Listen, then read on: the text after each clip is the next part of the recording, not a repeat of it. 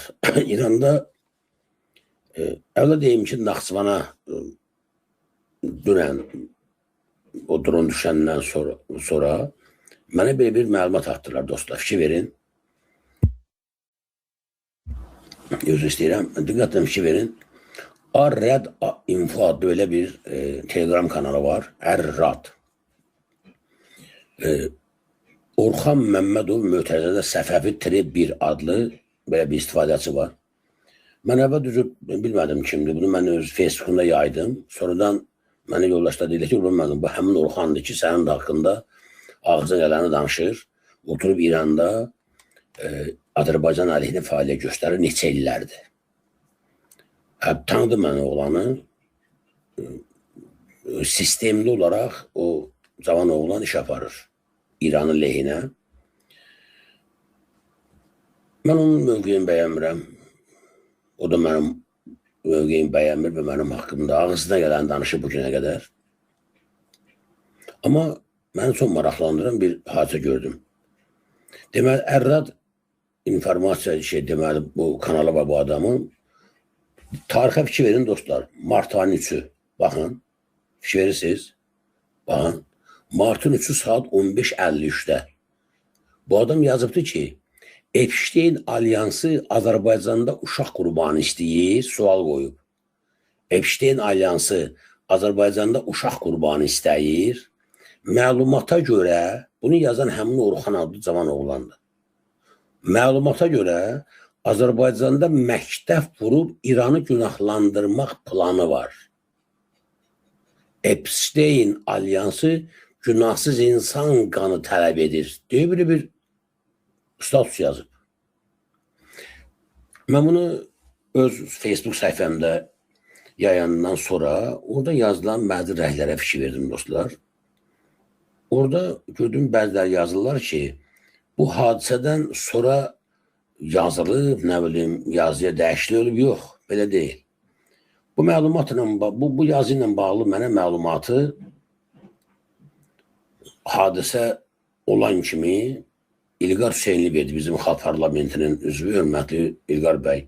Verdi ki, belə bir məlumatı dedi, özüm 2 gün bundan oxumuşam. Mən dedim, ola bilməz. Necə sana da oxumuşam bunu. Mən buradan İlqar bəyə də xahiş edirəm, bu barədə çıxıb öz fikirlərini desin. Yəni, hadisədən qabaq oxuyubdu bunu. Hadisədən qabaq. 2 gün qabaq. 2 gün sonra Naxçıvana dron düşür. Biri hava limanına, biri də məktəbin yaxınına. Sual yaranır.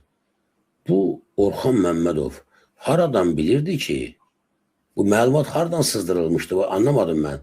Ki, Azərbaycanda məktəb vurub İranı günahlandırmaq planı var. Təbii ki, əzəm vətənlər, İsrailin regionda müsəlman dövlətlərini, İslam dövlətlərini bir-birinə vurma planı var. Bunu da qınamaq ehtiyac da yoxdur, mümkün də deyil. Adam düşməndir, düşmənçini aparır, bildiyi kimlə vuruşur. İsrail, Amerika bu dəqiqə İranla Türkiyənin arasında, İran-Azərbaycan arasında müharibə salmasından maraqlıdır. Çünki giriblər bataqlığa, oradan çıxmağı yollarını dəqiq axtarırlar. Və bu asan olmayacaq. Bəri başdan deyim ki, bu bataqlıqdan çıxmaq nə İsrailə, nə Amerikaya asan olmayacaq. Vəziyyət bunu göstərir, hatıra bunu göstərir. Amma Türkiyə ilə İran arasında mən dəqiq inanıram, qəlbən inanıram ki, heç bir vaxt ona nail ola bilməyəcəkdir. Çünki Türkiyə dövlətdir, Türkiyə ağıllı insanlar tərəfinə idarə olunur. İranla Türkiyə arasında qarşıdurma yarada bilməyəcəklər. Türkiyə bu toqquşmalarda, bu hadisələrdə İranın əleyhinə müharibə girməz. Türkiyənin mövqeyi bəllidir. Türkiyə bir mənalı olaraq İranın hücuma məruz qalmasını pisləyir. İsraili terrorçu dövlət kimi tanıyır. Hələlik rəsmi tanınmasa da Amerikanın Orta Şərqdə apardığı siyasəti müdafiə edəmir Türkiyə. Amma İsrail və Amerika dəridən qabaqdan çıxırlar ki, Ərəb dövlətləri ilə, Körfəz dövlətləri ilə İranın arasında müharibə başlasınlar. Yəni, onlara da rəsmi olaraq qoşsunlar bir alyansi mütərəflərinə. Bu Ərəb Müslüman dövlətləri İran arasında müharibəni salandan sonra özləri arxadan çıxa bilərlər ki, indi bizə artıq ehtiyac yoxdur, proses başladı. Buna da nail ola bilmirlər. Siz görürsünüz ki, Birləşmiş Ərəb Əmirlikdə, Qətərdə, Səudiyyədə onlar başa düşürlər ki, nə baş verir. Onlar rahat həyata vərdiş ediblər. Milyardlar gəlsin, neft üzərini keçsəsinlər. Birdən-birə Hörmüz boğazının bağlanması gəmilərlə neftin nəqlinə çox böyük problem mane yaradıbdır. Bu dövlətlərin hamısının problemi başlayacaq. Birazdan dünya miqyasında iqtisadi böhran qatırmazdı. Çünki neft emalının azalması, neft istehsal edən dövlətlərdə neftin ambarları yığıb qalması bir tərəfdən Rusiya üçün böyük bir avantaj yaradıb. Orada pul qazanılır, qiymət qalxdıqca mı qatır ondan neft almağa. Bu tərəfdən də Avropada, İngiltərədə xüsusilə qiymətlər qalxacaqdır yanacağa görə. Yəni, elə böyük bir problem yaradıblar ki, Orta Şərqdə. Buradan çıxışın tək bir yolu var ki, dediyim qaydada ya Türklərlə İran, Türkiyə ilə İran arasında, ya İranla Ərəb dövlətləri arasında, ümumiyyətlə İslam körfəz dövlətləri arasında bir müharibə salsınlar, odu versinlər, qızışdırsınlar, öz açısınlar arada. Bu da mümkün olmayacaq. Göstərən budur ki, Ərəb dövlətləri başa düşürlər ki, nə baş verir. Sakit dayanıblar. Müəyyən belə nota, etirazlar və s. Amma ciddi reaksiya yoxdur. Yəni, sən Qətərə atılan İran raketini Qətər İranın məhz Qətərə atıldığı kimi qəbul eləmir. Orada Amerikanın hərbi bazası var. Amerikaya atılan raket kimi qəbul edir onu. Beləcə də Birləşmiş Ərəb Əmirliyi, ya Saudiya, başqası hamısı.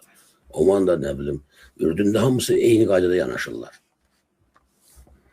Amma Azərbaycanı idarə edən adam, siz bilirsiniz də bu adam psixoloji problemi var, İlham Əliyevin.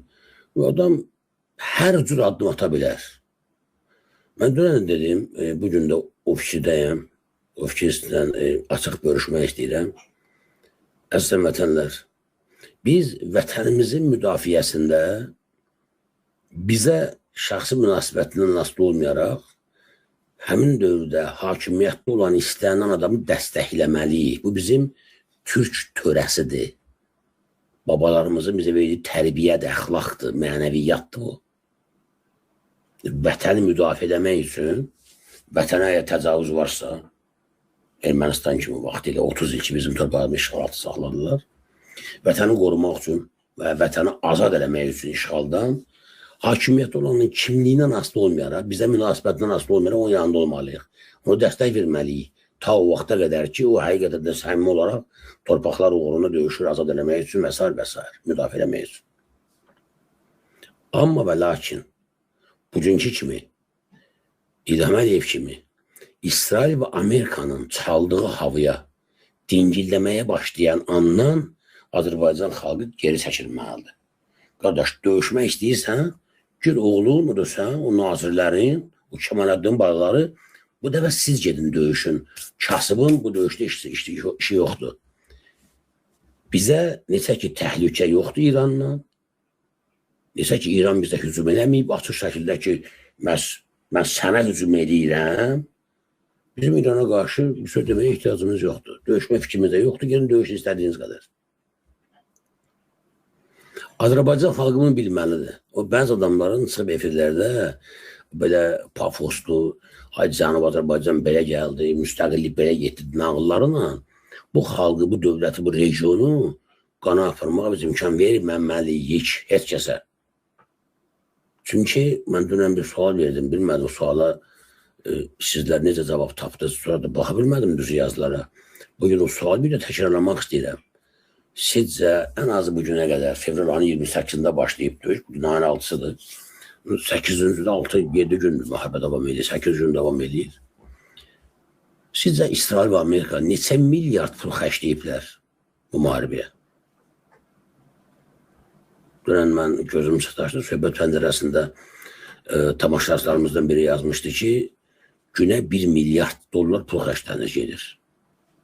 İsrail və Amerikadan. 1 milyard. Yaxşı, sual yaranır. Bu Amerika və İsrail Cənubi Azərbaycanda yaşayan türklərin, ya şimalda yaşayan biz Azərbaycanlıların, Azərbaycan vətəndaşların nəyinə belə aşıq olubdur ki, bu pulxaş deyirlər ki, biz müstəqil olaq, biz birləşək, vahid bir Azərbaycan dövləti yaransın. Acaba nəyinizə aşıq olublar belə? Doğrudan mı bizim üçün Amerikan əskəri ölür? Zallatmayın. O, bugün Azərbaycan televiziyasında çıxıb bülbül kimi ötənlər var ha. Bəzi saytlarda yazırlar, pozurlar da qoyma gəldi. İran dünən belə eləyib. İranın dünən bizə qarşı yanlış deməli apadi siyasəti bəhanə eləyib. Bugün Siyonizmə, terrorçu İsrailə və terrorçu Amerikaya nökərçilik eləyirlər. Açıq şəkildə. Əslən vətənlər, yumruqdan sillə yaxşıdır. Təpikdən də yumruq yaxşıdır. İran bizə nə qədər pis olsa da, İsrailin və Amerikanın vuracağı zərbədən çox zərbə vura bilməz, vurmayacaq hiçbir vaxt. Vura bilməz. Amma İsrailin və Amerikanın əxlaqı göz qabağındadır.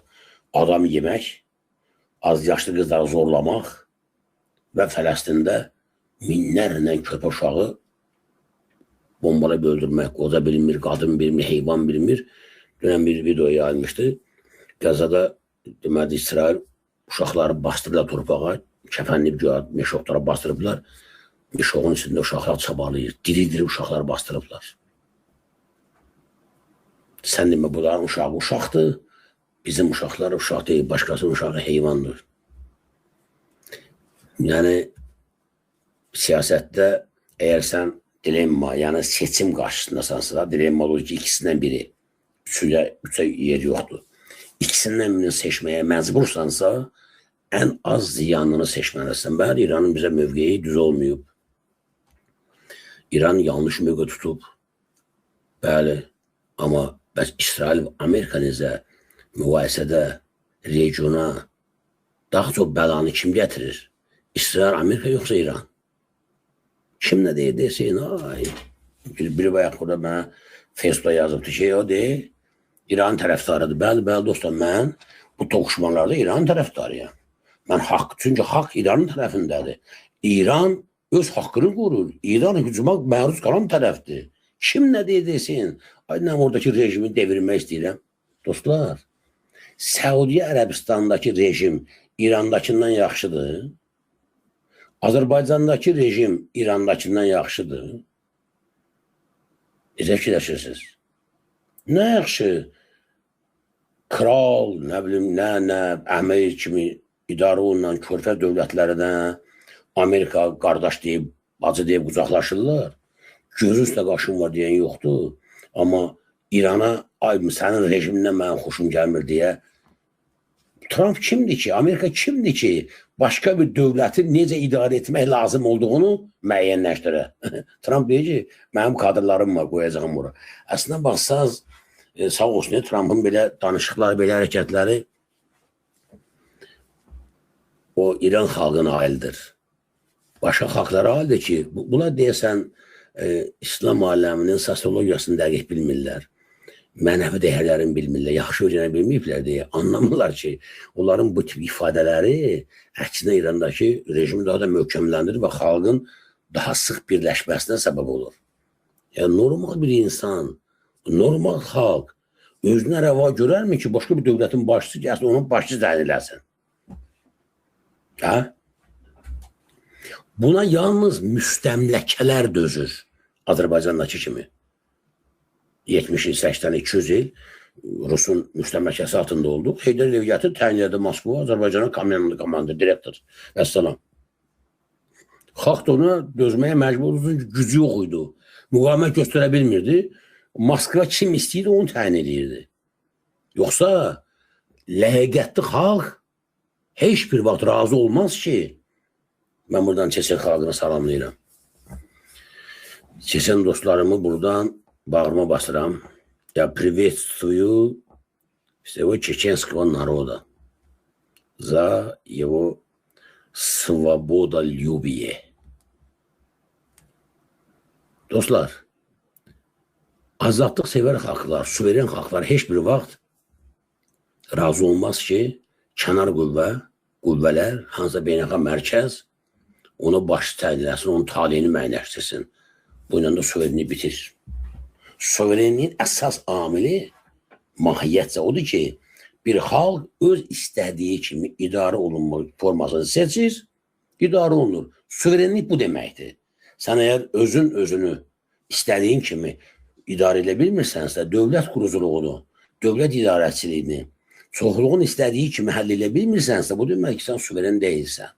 Suverenliyin mənası budur. Azərbaycan suveren dövlətdir. Nədir? Yəni nədir? Azərbaycan özünü idarə edir.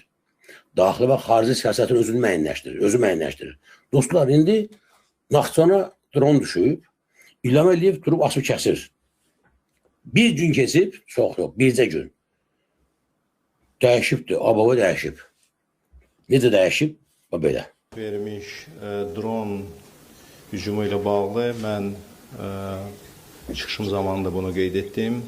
Dünən ölkə başçısından tapşırıqlarına əsasən bütün aidiyyatı tapşırıqlar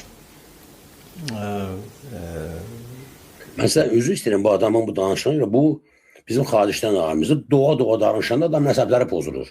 Mən sizə bilirəm ki, hamımıza təsir edir, amma dözün, başqa razımız yoxdur. Bu adamların səviyyəsi budur, qabiliyyətləri budur. Çünki bunlar səmimi deyirlər. Bu adam yoxsa danışmağa bacarda bilirsiniz. Lazım gəlir yaşlarışı ki, bu Ceyhun Bayramov. Xarici İşlər Naziri bunun işi danışmaqdır vəkili kimi. Yəni danışmaq bunun peşəsi olmalıdır. Adam doğa xıqırıqla danışır. Niyə? Çünki səmimi deyil. İlham Əliyev də səmimi deyil. Bu da bir-birinə neynəsinlər? Prezident tərəfindən verilmişdir. Diplomatik addımlar atılmışdır. Mən təkrarlamaq istəmirəm. Bunların sırasında həm rəsmi diplomatik notanın təqdim edilməsi, həm Xarici İşlər Nazirləri arasında telefon danışıqları, İran tərəfindən bununla bağlı açıqlaması, araşdırmanın başlanılması, bunlar hamısı bu sıradan olan bir elementlərdir. Eyni zamanda təbii ki, Azərbaycanın təhlükəsizlik tədbirləri hər zaman Cənab Prezidentin nəzarət altında ən yüksək səviyyədədir. Təbii ki, bu da böyük sir deyil ki, bilavasitə yaxın ərazidə hərbi əməliyyatlar gedən zaman burada müxtəlif risk faktorları artdığına görə hərbi qüvvələrin hazırlıq səviyyəsi daha da yüksək bir səviyyəyə gətirilir. Bu hər zaman belə olur. Ancaq son inkişaflar səviyyəsində bütün müvafiq tapşırıqlar da təbii ki verilib. Siz başa düşürsünüz nə deyir bu? Son inkişaflar səviyyəsində nədir? Bu nə demək istəyir, başa düşmədim mən. Eyni zamanda mən onu da qeyd etmək istərdim ki, əlavə təhlükəsizlik tədbirləri ilə bağlı mən burada qeyd etdim. Cənab Prezidentin tapşırığına əsasən biz İran İslam Respublikasından bizim diplomatik heyətin çıxarılması barədə. Burada bir şey baş verir, mən məhdə qalibi bu adamların səviyyəsinə. Adam əlin vurur mikrofona, adam dərk eləmiş, orada səsdə problemi özü istələnmir. Zaldan bunu başsa Allah ki, sənin səsin çıxır. Dəmk verin. Dostum, mən burada nəzarətlərdən xahiş edirəm. Facebookda yazanlar ki var, bu troll dəstəsi, onlar hamısını bloklayın orada. Zəhmət səsinə gəlsinlər, YouTube'da yazsınlar. Geçsinlər YouTube'a bizim kanala. Orada başlasınlar mənim əleyhimə yazmağa. Mən xahiş edirəm bütün nəzarətlərdən dərhal Facebook'da yazanların hamısının bu trolları, bloklayın təcili, qoyun gəlsinlər YouTube'a. Fikir verin, səs dayanır, mikrofon işləmir. Adam özü, niyə? Çünki stressdədirlər. Ceyhun Bayramov stressdədir, başa düşmür. Fikri qalıb ki, birdən deyilən, tapşırılan sözü səhv deyirəm, düz deyirəm. Başa düşmür ki, mikrofon işləmir. Müvafiq tapşırıqlar verilib. Həm Tehrandakı səfirliyimiz eyni zamanda müvafiq tapşırıqlar verilib.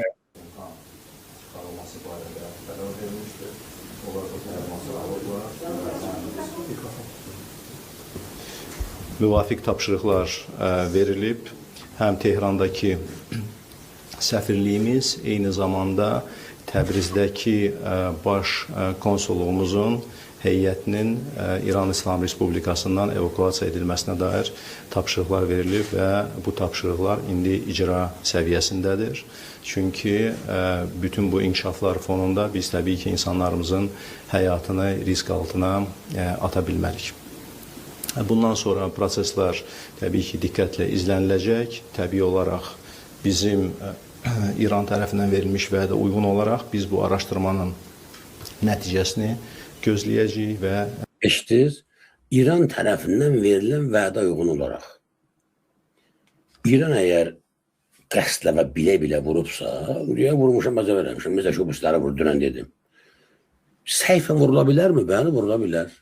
İran daxilində bilirsiniz ki, Mossad at oynadır. Və İran daxilinin özündə də qüvvələr, müxtəlif qüvvələri var. Mossad tərəfindən, İsrail tərəfindən idarə olunan qüvvələrin də bu dronları atmaq ehtimalı var.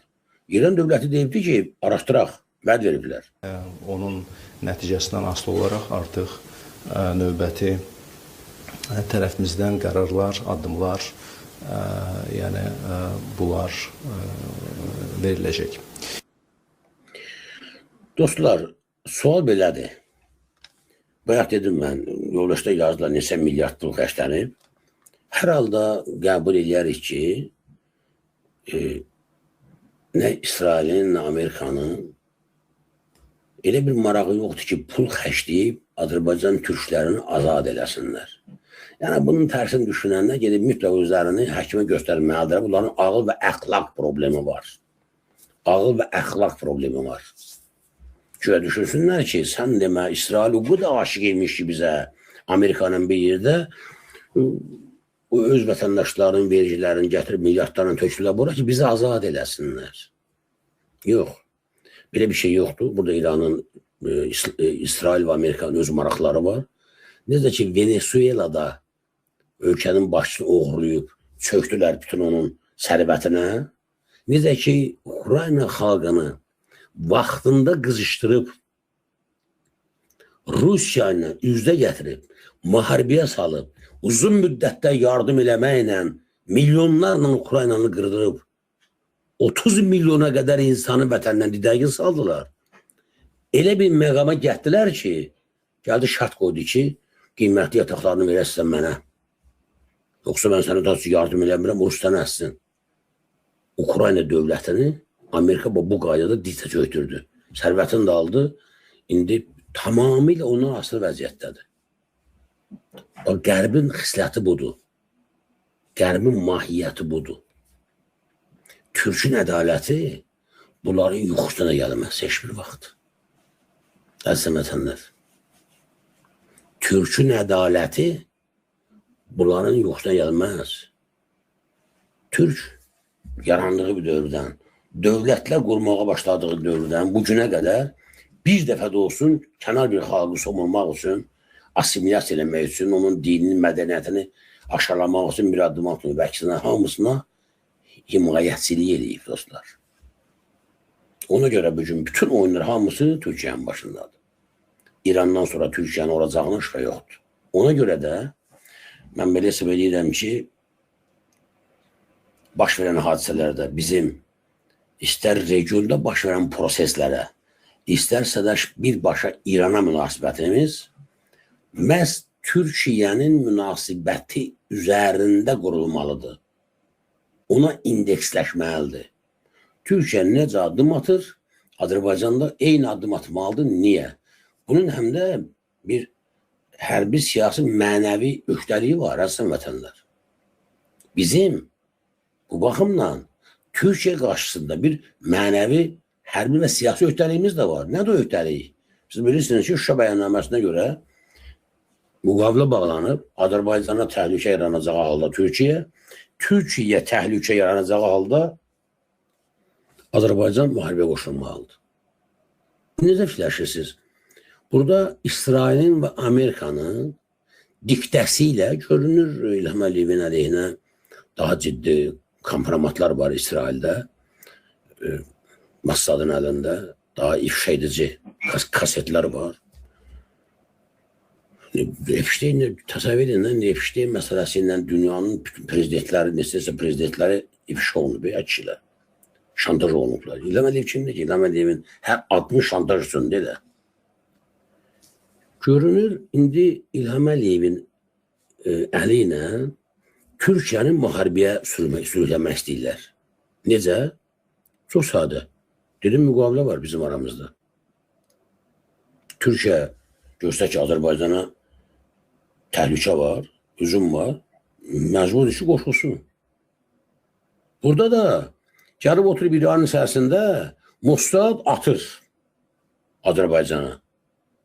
Və həmin anda Naxçıvanda hərbi sizə göstəriş verirlər ki, hərbi hava qüvvələrindən müdafiət cihazlarımız söndürülsün. Gelib yoxlasınlar. Bu barədə mənə hərbi hissədə olan bir polkovnik rəsmi məlumat verir vətəndaşlar. Ki, göstəriş verdilər ki, söndürün, gedin dincəlin. Deyir, mənə yazıb o şey ki, mən başa düşmürəm ki, bura uşaq bağçasıdır, bir dincəlməyə gəlmiş, bura oyundu belə. Sən müharibə gedirsən qonşunda, sən necə bunu söndürə bilərsən, sən buna nə ixtiyarın var? Söndürürlər, deməli, radiolokasiya sistemini, həmin dronuna gəlib düşür Naxçıvan şəhərinə. Sonra da başlayırlar nəyə? İranın ünvanı asıb kəsməyə. İndi baxın, İlham Əliyev sabah öz dediyi bir söz var ki, mən bilirəm nəyi, nə vaxt, necə. Götürdü, tərtər qatillərinə göstəriş verdi ki, bir iki dənə atın İran tərəfə. Yeri gəlmişkən, verilişdə 10 dəqiqə qalmış, mənə Bakıdan zəng elədilər ki, Binə aeroportu yaxınlığında yaşayan bir vətəndaşımız, mən buradan müraciət edirəm, bu məlumatı bilən, dəqiqləşdirən varsa, xahiş edirəm, təzə yazın bura. Ki, bizim başımızın üstündə buradan dron və vıyı keçdi, getdi, bilmədik hara gedir o dron. Ola bilər ki, Azərbaycan qoyma gəldi, mən cavab verim, İran da başlasın nəsə atmağa, və salam, Azərbaycan arasında hücum var, Türkiyənin borcudur ki, müdaxilə eləsin. Mən təbii ki, əminəm ki, heç bir vaxt Türkiyə belə bir səhvə getmir, belə bir oyuna düşməz. Türkiyənin çünki ağıllı insanlar idarə edirlər. Həmin ağıllı adamlardan birinin deməli, müsahibəsini sizə təqdim edib, sonra deyəsən Abid bəy qoşulub, Abid bəy salamlayıram. Ondan sonra Abid bəylə söz verəcəyim. Diqqət ekrana, hamı diqqətdən qulaq assın. Çok dostluklarım oldu. Bölgede görev yaptığım için tabii birebir temaslarım da oldu, özellikle askerleriyle. Bu materialı mən Türkiyənin Tele2 xəbər kanalından sizə təqdim edirəm. Bu reklam xarakterli deyil, bu pul qazanmaq üçün deyil. Mövzunun ictimai əhəmiyyətli olduğunu nəzərə alaraq bunu təqdim edirəm. Bunu bir kenara koyuyorum. Ama Azerbaycan'daki otokratik yönetimin, tek adam yönetiminin ülkedeki baskısını gördükçe onlar adına üzülüyorum. Yani bunun hiçbir açıklaması yok. Hiçbir açıklaması yok. Yani tam bir hanedan tarafından yönetiliyor Azerbaycan.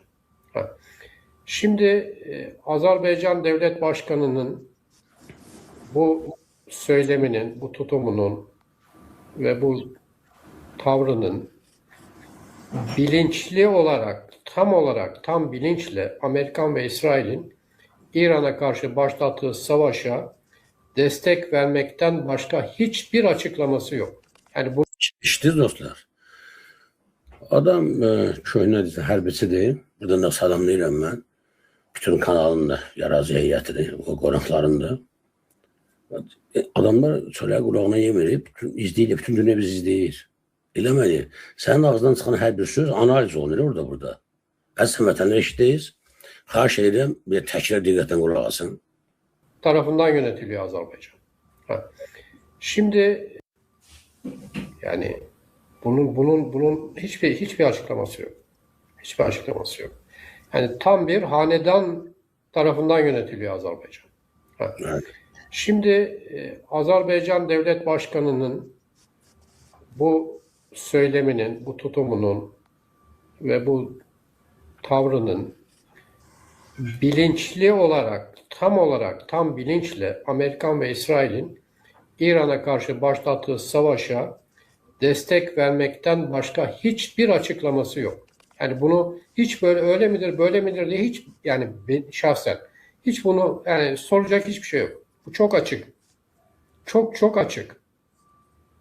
Eşitirsiniz dostlar. İlham Əliyevin davranışları bəli. Birbaşa İsrail'e ve Amerika'ya Orta Şərqdə törətdikləri bu cinayətə dəstək vermək bunun başqa adı yoxdur. Şaşırtıcı da değil. Konumuz yani olmadığı ve zamanımız az olduğu için onlara girmiyorum ama şaşırtıcı da değil. Ama üzücü. Yani işlerin bu noktaya gelmiş olması üzücü. Niçin? Niçin bu noktaya geldi? Niçin? Şimdi NATO Genel Sekreterinden örnek verdim size değil mi? Bakın. Mark Rutte. Evet. Yani adam aşağı yukarı 14 yıl Hollanda'nın başbakanlığını yaptı. 92 yıl sonra başbakan olan ilk liberal siyasetçi idi Hollanda'da. Yani böyle bir yapıda. Şimdi bugün kalkmış. Yani yalnız bugün değil tabii yani Trump'ın ikinci döneminden beri aynı tutumu sürdürüyor da şimdi bunun üstüne tüy dikti. NATO Genel Sekreteri sıfatıyla bütün Avrupa ülkeleri ve bütün NATO ülkeleri adına Trump'a özgür dünyanın lideri diyor. Özgür dünyanın lideri.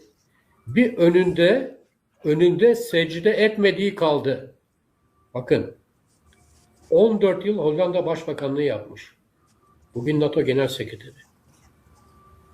Trump'ın önünde bir secde etmediği kaldı. O noktaya geldi. O noktaya geldi. Başkomutan diyor. NATO Genel Sekreteri Amerikan Başkanı'na başkomutan diyor. Şimdi bunun arkasındaki gerek kişisel, gerek siyasi çıkar, gerek başka çıkarların tabii olduğu açık. Yani aklı başında, sağduyulu, akıl ve ruh sağlığı yerinde insanlar böyle bir tutum ve davranış içinde olmazlar. Bunun sonucu ne olacak? Amerikan-İsrail harekatı destek vermiş olacak. O daha kolaylaşacak. İran'ın eğer teslim alınabilirse teslim alınması daha... Aydındır mı dostlar? Ama bu da İlham Əliyevin çıxışlarına dünənki o reaksiyasına verilən qiymət qulu dərhal özdə Türkiyədən.